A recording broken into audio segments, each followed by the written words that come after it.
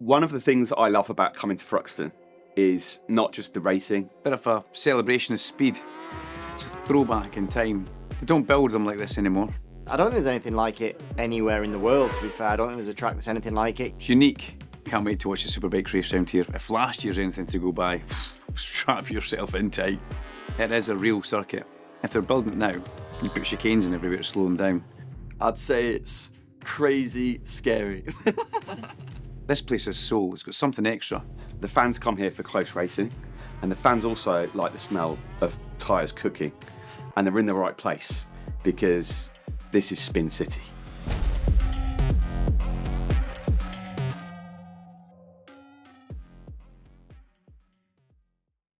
So they say that a week is a long time in politics. Well, in Bennett's BSB, I imagine the same applies.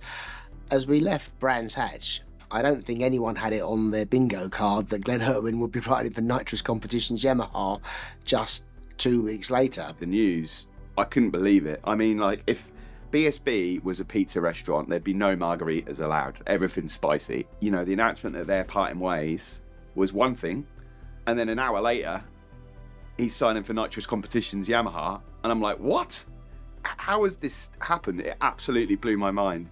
Glenn, who is a remarkable character, very stoic and absolutely determined to recover from his injury that he sustained at Snetterton just 6 weeks ago, fighting back, has been seeing lots of doctors and doing lots of fitness, and he had decided pretty convincingly, to himself at least, that he wanted to come back for Thruxton this weekend. The truth behind it is that I genuinely know that he is fit to ride. I have no doubt in my mind. However, I don't consider him fit to race competitively and fit to crash. And for me, you know, knowing Glenn for so long and knowing his family, knowing everyone, I thought that was the best decision. In Bennett's BSB, we have a very strict medical protocol. We operate under the regulations of the Motorcycle Circuit Racing Control Board, or MCRCB, to give it its abbreviated term. And within that is something called the medical code. And at the top of the tree within the medical department is the Chief Medical Officer, and that is the sole person whose discretion will determine whether someone is fit to ride at a Bennett's BSB event. And that's been standard procedure for many, many years. It happens during the event and pre-event. And often riders will sustain an injury, and because they're being treated externally, obviously, with private and national healthcare, their medical practitioner is absolutely encouraged to provide information on how the treatment has gone and their observations to make the decision of the Chief Medical Officer, which is a very, very big one, a much more confirmed decision and above all, safe decision. Yes. Where is it? I have it here somewhere. Let me show you. It's been a whirlwind couple of weeks. It's been tough, tough for everyone. You know, tough for me and my family. Tough for everyone at PBM, because there's been relationships built up, and it's just been a really, really tough period. And we go into this weekend, you know, it's controlled expectations for sure. My name is Paul Curran, and I'm team principal at now Nitrous Competitions Racing. You know, obviously he's been through recent injury and coming back. There's always been a relationship with Glenn and Alan, to be fair. They're friends. They've always talked, you know, for quite a while about what's going on in their lives, what they've been up to, just as friends normally do. And there's always been an interest there at some point to, you know, have a working relationship there with him. And for one thing or another, I suppose it just hasn't sort of happened so far. And with the uncertainty of maybe the position he had previously, it's sort of everything got accelerated a bit. And we basically said, well, if you're in a position where contractually you're free, then, you know, we can facilitate something for the rest of the season and beyond. A dimension that we didn't expect, when we trip now back to the Hagar PBM team, that then gives them just solely the focus with Scott Redding. I mean, it's a sole entry, so he will be a single rider for the remainder of the year. He's a dream. His feedback is brilliant, and it's nothing against any rider we've ever had before, but he's one of the best we've ever had, and I can see why my dad picked him in 2019. Yeah, I'm really looking forward to seeing what we can do and evolve as a team team with him because I think there's going to be some good races under our belt. I'm looking forward to heading to Cadwell Park next. It's a place that's been quite successful for us over the last few years. There's always great racing, there's always great crowds, the weather's usually pretty good. Yeah, I'm looking forward to August Bank Holiday. Far from a quiet build-up into this weekend. Just good in general, aside from the drama, to have Glenn back, you know, and fit, and that is going to be really interesting. Number 1 and number 2 in, you know, in that garage. But it's a good one to come back. You know, Thruxton is a little bit less physical track. The Yamaha is competitive here, but I am new to it. I've never sat in an R1 till about 8:30 last night. Never sat in one in my life. And that means that you kind of have like a whole pass of building into the weekend. So I'm going to go sit on it again here, just to familiarise a little bit more. And then we'll get properly introduced together, and it's pretty much a new bike, you know, new discs, everything, so a little bit of bedding into it at the beginning of FP1, and do as many laps as we can. Pre-practice was dominated by McCann's Yamaha of Danny Kent. He was the only guy who went sub 1 minute 15. He dropped into 1 minute 14s for free practice too, and he looked so good. It's a difficult weekend for all us riders and teams, with so much, where the track is so aggressive on tyres. You know, we're just really trying to make the most out of getting the tyre to last for as long as possible. It's all about momentum, this game that we're in. Bike racing is momentum, and Danny's carrying that momentum forward from Brands Hatch. And it was good to see him hit the ground running here. Felt good coming into the weekend, you know, just after 2 podiums from Brands. Motivation was high, and then we come to Thruxton where we know Yamahas normally dominate. I have to take my hats off to McCann's Racing because they gave me a mega bike. But not only did we see Yamahas suiting this place, Danny Kent, Kyle Ryde, we also saw 2 Kawasaki's near the sharp end as well. Delighted to see man who was in the podium last year, Max Cook, making that step forward. He's had a really good year, Max. You're doing that whole teamy not going to tell me stuff. I will just listen to your data. I don't want to tell the listeners. I don't want to give away my secret. I'm feeling really good, to be fair, coming to what I think is like the best track in the world. Thruxton, obviously, you know, it's my home circuit. I, you know, only live less than an hour away from here. It provides such good memories. I've won a few races here back in the junior classes, and as pick up my first superbike podium last year was really, really cool. The bikes worked really well. We've got some parts of the track where for sure we have an advantage on the Kawasaki, which is, it's rare that we have an advantage on our bike, and I don't mean that in a bad way, it's just as in, like, our bike seems to do everything like really quite well, but it doesn't necessarily excel or not excel in certain places. But here we've got a place where it really is really good out the back of the track for sure. So yeah, we've got a strong point here, which is really nice. And they've got good grip. They've got a bike that looks after its tyres, even when it looks like it's not looking after the tyres.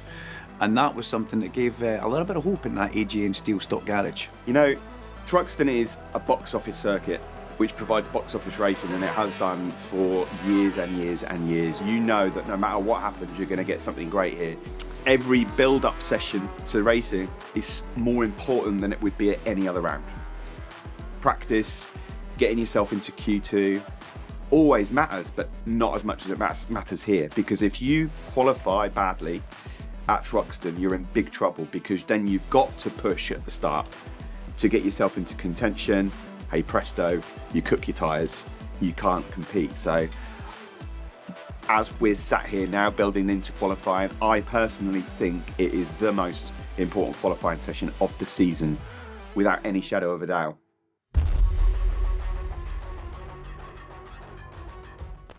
For Q1, we had Glenn Irwin back. We went out there and put a good lap, a good banker in. Yeah, that's the thing. All of this circuit is on the side of the tyre, and that is either a good thing if you've got a bike that copes well with that. And yep, great lap from Glenn Irwin. Yep, absolutely. 15 flat. In fact, that's the second fastest lap of the weekend so far. Yep. Put him to the top of the times as well. A few eyebrows went up at that point. And the pocket rocket as well, Leon Haslam, taking the local Moto Rapido Ducati through into Q2 as well. I think that's justification for what we'd seen through free practice 1 and free practice 2 for that team. That was a good lap from Leon Haslam. And along comes Andrew. Hold my tea. Let's see, he's got a couple of tenths to play with here, Andy Irwin. Out of the club chicane and over the line for Andrew Irwin. Yeah, and he does go fastest, the 14 time 8:23. It's the fastest time of the weekend. And the great thing about Thruxton as well is it always seems to throw a few new names at you. And we've got quite a few that could really compete. But that lap from Kyle Ride was, my goodness, I mean, that was unbelievable. Ride goes quickest at 14.1. Brilliant lap. 1:14.1. I mean, geez, I knew I was going to make a step compared to last year because I've rode better at every single track. A full second quicker than what I went yesterday on the same tyre. I picked a lap time in my head and I beat that by a massive chunk, so I'm happy with how I did that lap. Everything went perfect. Although I had a lot of people trying to follow me, I dug deep and did a good lap. what a strong lap he put in. Expected Bradley Ray to counter that because that's what we've seen all year. Kyle puts a marker, Brad beats it. Didn't happen. I saw the lap time Kyle put. I thought, right, I just need to go out. I've got one lap on this soft tyre that I can make it work. Dug in, had a few moments, sort of bit the screen and managed to put it on the front row. This is going to certainly put him on the front row. Will it challenge Kyle Ride? Out of the chicane we go and over the line. 5 minutes left. Brad Ray goes into second place with a 14.318. Not surprising to see the Yamahas there, but goodness me, there's a few in the mix. I mean, hats off to Leon. And it's a good third sector here on the Motor Rapido Ducati. Where is this going to put Leon Haslam? He's going to launch himself up the standings over the line for Haslam now. Third. No, honestly, the weekend's gone well. The strategy yesterday didn't really work. We didn't use the soft tyre. It was the first time we used it was in Q1, so it threw a few little spanners in the work, but you know, we managed to get a lap in on the third lap then of that last session. There's some big hitters on those first few rows. You just know that you're guaranteed entertainment, and I'm just expecting usual Thruxton things.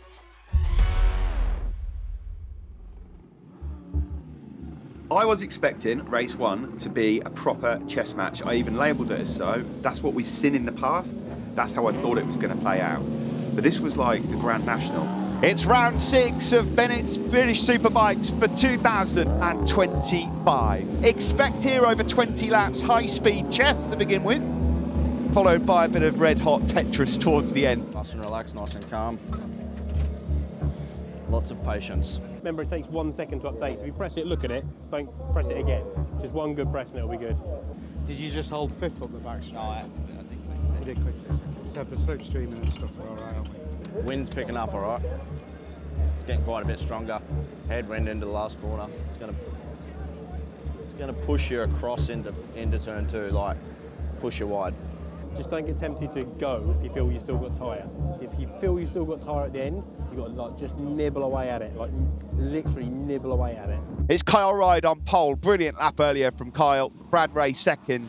And Haston went through Q1 to end up qualifying third. And race 1 ready to get underway here. Lights out. Good start from Bradley Ray, number 28 on the Raceway Yamaha. The championship leader will surely get P1 into turn 1. Good start for Nesbitt as well. He tried to nudge his way through on Kyle Ride, but he's in third. He's now got the inside line. A couple of the Kawasaki's taking the outside line there around turn 2 and trying to jostle for position. Danny Kent made a great start. He's up into the top 5 as well, but it's Ray that leads.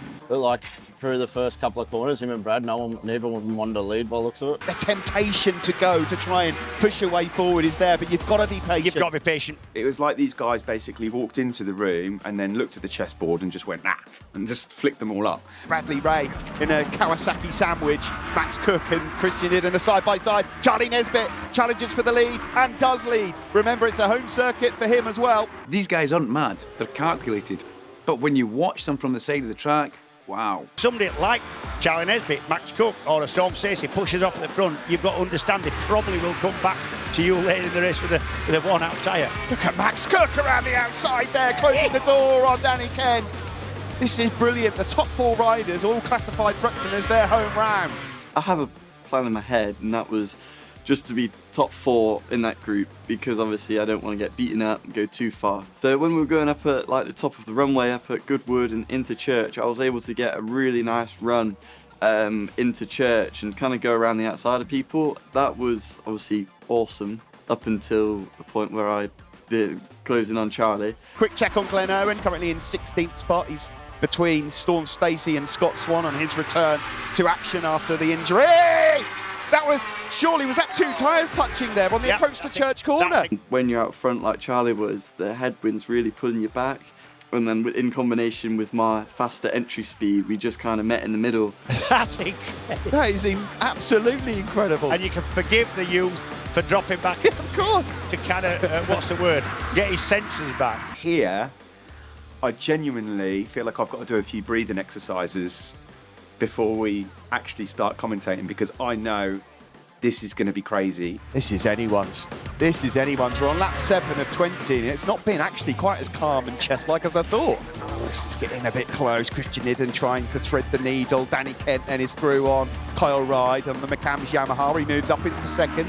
I knew that the work that me and the team done on Friday, we was just preparing for the long race. Qualifying, you'd sort of do 1 minute 14s, and then in the race you're doing 1 minute 16s, which is why we're all backed up and so close. Danny Kent has got to the front now. He was able to put in some serious laps on used tyres yesterday. Right, now will be key. We will see what Danny does with this. He's at the front. He's clearly feeling pretty confident in his lap times. Now we'll see if a second comes off these lap times, then this is him having a go at the front. I've rode really good in Sector 2 and Sector 3 this weekend, and normally that's my downfall, so... The pace had to get faster, obviously. Danny got to the front. Danny's obviously been, in my opinion, my rival for this weekend, especially yesterday. We've done the same lap times. And they will have a go as well. Ducatis have had their woes here in recent years. The leading Ducati at the moment is 9th. That's Leon Haslam. Scott Redding just up behind him. A move there then. Christian Idden up to second ahead of Kyle Ryde, the number 21. Looking for his first victory in Kawasaki colours. Yeah, actually, second Idden, third Ryde and fourth Cook are all best mates. They go outside. Oh, here comes Christian. Can he get it stopped? Yes, he can. Runs a little bit wide, but nobody's getting back past him. The first race here at Thruxton, you're never quite sure what people have got. There's a lot of like cloak and dagger here because people are like hiding what they've got in race run trim and stuff like that. So yeah, it was going exactly how I wanted it to go. Into Church Corner we go once more. Max Cook loves that move. Around the outside of Kyle Ryde. Fruity, wide around Church. Fruity, I like that. It's fruity. I think Kyle Ryde would have thought so. Now then, up the inside, it's a Kawasaki 1-2. Is he going to get it stopped here, Max? He's run a bit deep, and not as deep as Haslam, though. And it was all going swimmingly, and then yeah, just me and Danny had a little bit of a battle for the same bit of track, and both ended up going wide, and I ended up going a fair bit wider. Watch the lap times. I think he's going to have a go at this. Christian Idden there as well, eager to get through on his teammate Max Cook. Danny Kent is up to third, I think. Yeah, he's pushed Christian Idden way out wide. Yeah, and then got a big slide. Danny Kent, he's pushing on now. Is it Danny Kent 2.0? They've just re-chipped him in that garage. Goodness knows what Roger Marshall's doing to him or what he's feeding him, but he's certainly come out swinging there. Manage it, Danny Kent, with an audacious move around the outside. Sometimes that works. It has worked. It has worked. Brilliant. Yeah, Danny Kent. Cost him time to start and finish it all up. Yeah, that has bought, let's say, Kyle Ryde a bit of time. Yeah. They're side by side then on the approach to the club chicane, and they just cannot lose the interest here of Cook, who's fighting his way back through again, and this is all helping Kyle Ryde out front. Yes, it is. And I saw Max Cook.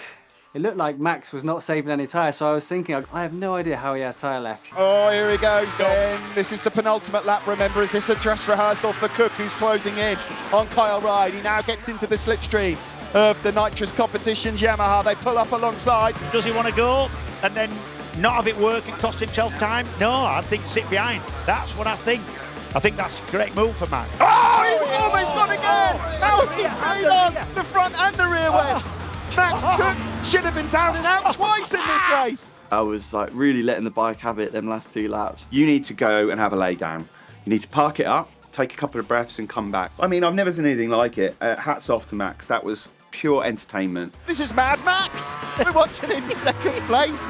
Kyle Ryde it is, though, that leads, and he's ridden splendidly so far. This has been brilliant. A masterclass from him. Is there anything left here? I don't think they're close enough. I don't think they are. I think it's now Kyle Ryde's to lose unless he makes a mistake. Oh, smoke at the tyre, Max. Stop it.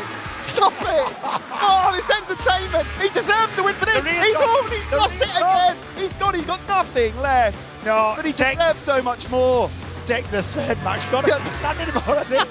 Danny Kent now trying maybe for a last-minute lunge, is he? He's not close enough, surely. Defensive from Kyle Ryde into the chicane. He's a bit wide there, Kyle, but he should have this one in the bag. It's a run to the line. It is going to be over the line. Kyle Ride, the champ, wins at Thruxton ahead of Danny Kent, and Max Cook does see the checkered flag. Kyle Ride rode that so smartly. He picked his moment beautifully to pull the pin, and it was just the right time. That was a champion ride.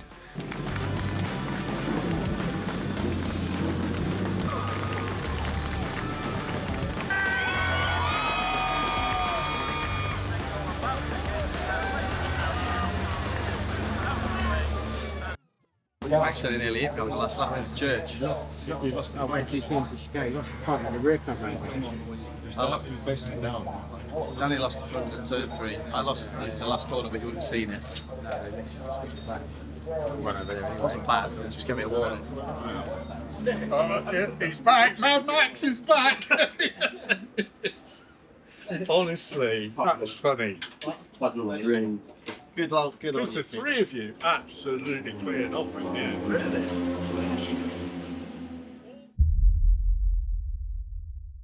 Yeah, so remember, map B. Yeah, different engine rate. If you need it, use it. Second, third, fourth. Right. Tried to stop this. Yeah. Can you see it? Yeah. So when you hit the bump, try to release, it goes from like 80 mil to 60. Yeah. Like this. So it's slowing that down. Yeah. All right. See you in a minute. It's bright, it's sunny, it's Thruxton, day 2 here, race 2 coming up. Cannot wait for a 12-lap sprint with Max Cook starting on pole position. This should be absolutely fascinating after a great day here yesterday as they all gun for glory.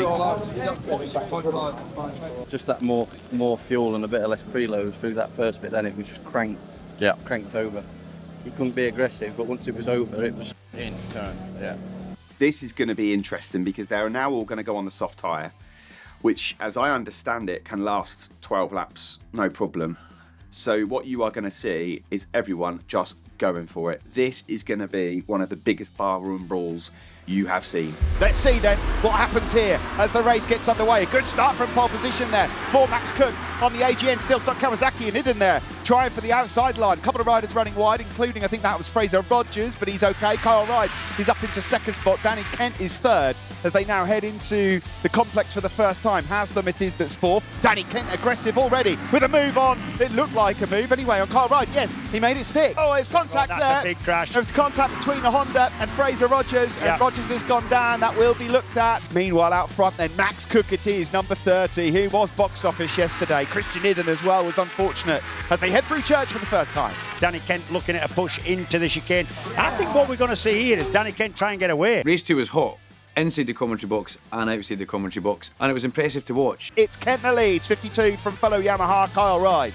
He'd know Danny Kent's one-lap pace on his own. He's seen that on Friday. What's that? An arm up. Arm up in the air. We got red flag. Okay. Red flag is out here. A high side from Baker. Danny Webb had nowhere to go. Nowhere to go. Yes, with a red flag, which interrupted the race. Blaise Baker, unfortunately, and Danny Webb, both taken away, both generally okay. But that then gave us a short restart, and everybody could put a new tyre in if they had one. Yeah, so race 2 obviously was red flagged, and then it was an eight-lap sprint, and I knew it was basically going to be 8 qualifying laps. Danny Kent will start from pole in an 8-lap dash here at Thruxton. Eyes on the lights. And away we go. Eden got a lightning start there, as did Brad Ray. He's shooting through from the second row. It will be Eden that leads from Danny Kent with Brad Ray in third. What a start from Christian. Great start from Christian. Generally makes a good start, ex-motocrosser and supermoto, so that gives him that ability. Danny Kent was the one who lost out a little bit there. It was difficult. The temperatures out there was really warm, and pace was unbelievable. I actually set my fastest lap time on the weekend in the race. Yeah, we're going to see Brad Ray having a right push here. I think he's going to be up the inside of Danny Kent. He'll certainly be setting up for that. There wasn't a lot of tyre saving, to be honest. The speed was incredible. Felt a lot stronger and was able to make passes, be in the mix. Leon Haslam getting busy, trying to make up a spot or two as Kyle Ride then goes up the inside. Brad Ray goes around the outside of Eden. Eden has been bumped down to third. Makes it work. That's a big move, is that, to make it as clean as that. It was game on. It was go, baby. Eden and Danny Kent are side by side. Danny Kent then makes it a Yamaha 1, 2, 3 at the sharp end, and Kyle Ride and Bradley Ray here are already bolting. Yeah, they're going. It's still Kyle Ride that leads on the Nitrous Competitions Yamaha. Brad Ray second. Danny Kent now trying to fight for third. And coming into contact with Christian Idden. They both stay upright. They don't run too wide, actually. I don't know how they got away with that without at least running fairly well wide. That was a big move on the brakes there into Club Chicane. Big contact, that. I said to him, I'm like, dude, what did I do wrong to you? I like Danny. He didn't like me this weekend. I know. You're spot on about Danny, a 14.573 for him. His fastest lap of the race. Here comes Brad, he loves this move, and he's pulled it off again. Kyle Wright, though, wants to bite back immediately, and that's what you've got to do here in BSB, and he knows it. Through Church Corner we go. 3 Yamahas and a Kawasaki of Idden, who's regrouped a bit on this lap. There's a good lap from Christian in fourth. Through Woodham Hill, the 3 Yamahas, of course. They're looking for their 14th consecutive win. That lime green Kawasaki of Idden trying to fish his way through. They're going to have a go here at Brad Ray. He's leaving it late to break Danny Kent with a lunge. He goes up into second on Kyle Ride. Not lunge. Lovely, clean pass from Danny into second that. Just felt really good on the bike, managed to get to first on the last lap, and I just tried to put the lap of my life together to try and get across the line. Had he have gone for Brad as well, that would have been a lunge. In the meantime, he has gone through on Brad Ray. Brilliant. And Kyle Ride is now through on Brad Ray as well. So Brad Ray has been dumped and demoted down to third. So impressive to see Danny Kent come away with that victory. The way he worked, you can see he's so strong and towards the club chicane. He can brake on the edge of the tyre and he can hold a line right to the apex so well. Here we go then. It's all on here. Danny Kent leads, but here comes Kyle Wright now. He's got that inside line, but he can't outbrake Danny Kent. Can he get it Danny just about gets it stopped. There's no move coming. It will be a Yamaha 1, 2, 3. But climbing back to the top step, it should be. Should it be? Will it be? Danny Kent, or will it be Kyle Wright? Danny Kent wins.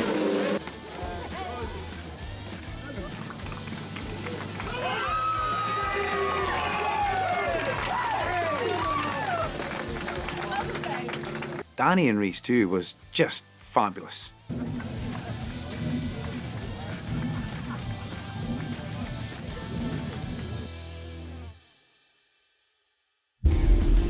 It's been a great afternoon weather-wise here at Thruxton, and we've had a fantastic crowd, and they have been waiting patiently for the third and final race of the weekend in Bennett's British Superbikes. We've reached that halfway point in the year. 16 races down, 17 to go, including this one. Obviously, the track's a bit hard, so it probably is going to be a little bit greasier, but I reckon in warm-up where we were on the stiff side, that might help it because you'll push the tyre in a bit more. Really enjoyed race 3. The Christian Idden and Danny Kent saga rolled on. It's rolled on since round about free practice, actually, when they kind of got close at a certain few areas on track. And that intensified through the race. It's time to go racing here. Brad Ray, the championship leader, on pole position as we look to the lights here. 20 laps coming up. Good start as ever. He has done this all year long. He is going to come through, and Idden has flown through. Got a mint start, and the plan was to always stay in the top 3. Exactly the same race plan as what I had in race 1. So Ray it is that controlled this one out front. A 16.4, it was a 15.9, the fastest lap on that last lap from Tommy Bridewell. Yeah, and I think what we're seeing here is Brad Ray setting purposefully setting a slightly quicker pace. I think he's capable of going quicker. The track temperature was super high, had a lot more spin than what I was expecting, so I had to manage the tyre the best I could. We haven't quite got the pace down the back straight. I could get an insane run on Brad out of church every single time, and no matter how good the run was, no matter how close I got, I mean, we got so close that my rear brake guard is literally wedged down his exhaust at the minute, because that's where it ended up. Let's have a look here. What are we looking at? What we're looking at. Look at Nesbitt. They that touched was Brad Ray. What came off the bike there? It's still Ray that leads, the championship leader from Christian Idden. Kyle Ride third, back up into third, ahead of Danny Kent, with Haslam fifth, Nesbitt sixth, and Scott Redding seventh. I was just keeping an eye on where Brad was strong, where Kyle was strong, where Iddu was strong. And, you know, I had a game plan of like the last sort of 3 laps, sort of make my way forward. Well, I have been impressed with. There's not a lot in, a lot of slipstream been used, but in terms of just single bike pace, there's not a lot in it. No, not a lot in it at all. Christian Idden has seen the opportunity. That wide sweeping line has left that door open, and now Idden has pounced and will lead over the line as we start lap 13 of 20. And will this now force 1 or 2 into pushing on early?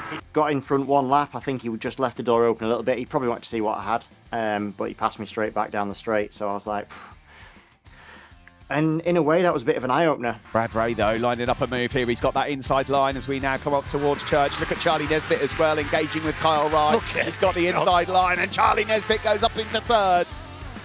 1 or 2 then have decided to make their moves. Bradley Ray now has the inside line on the approach to the chicane and goes through on Christian Idden, but is he going to hold it? Looks like he can, you know. Just about, yeah, that was good. Really neat from the championship leader, and Danny Kent aggressive there on Kyle Wright. Cost him a lot of time, a lot of time. Then old Bam Bam Kent came along and got in the mix again. Into Campbell. Danny Kent's up looking for a switchback. Yeah, and he's pulled it off. He hasn't. Has he lost time? No, he's lost a pair of them time, I think. He has, and Charlie Nesbitt is now invited, and that's also bringing Kyle Wright back into the mix.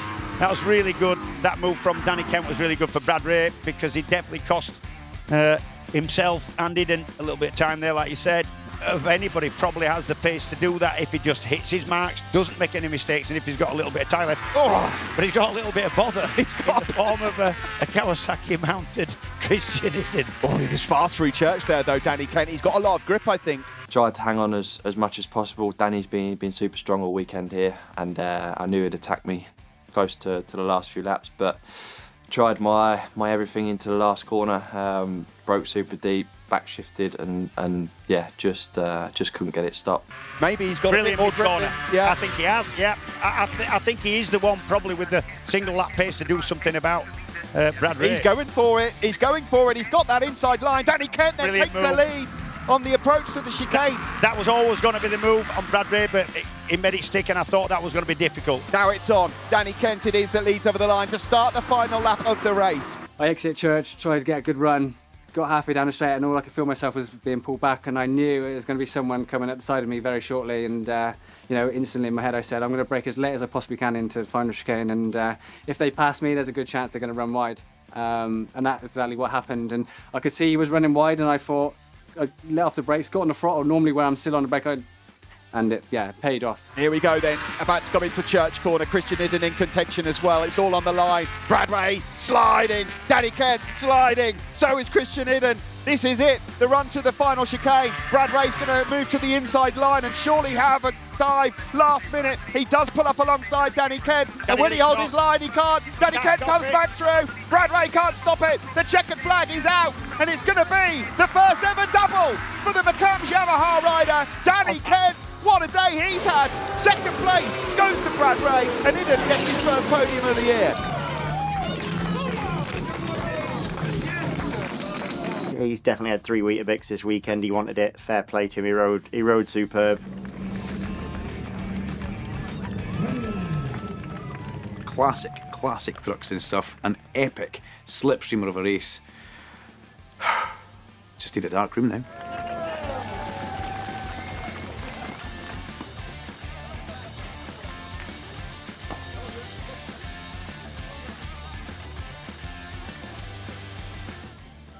Cadwell Park, it's a party in the park. I expect Brad to be strong. Kyle will come back strong. The swingometer's going the way of raceways. Needs to come back towards nitrous.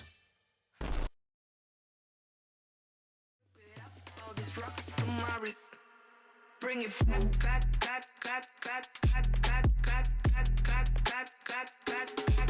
Bring it. Keep it back. Look at all this, bring it.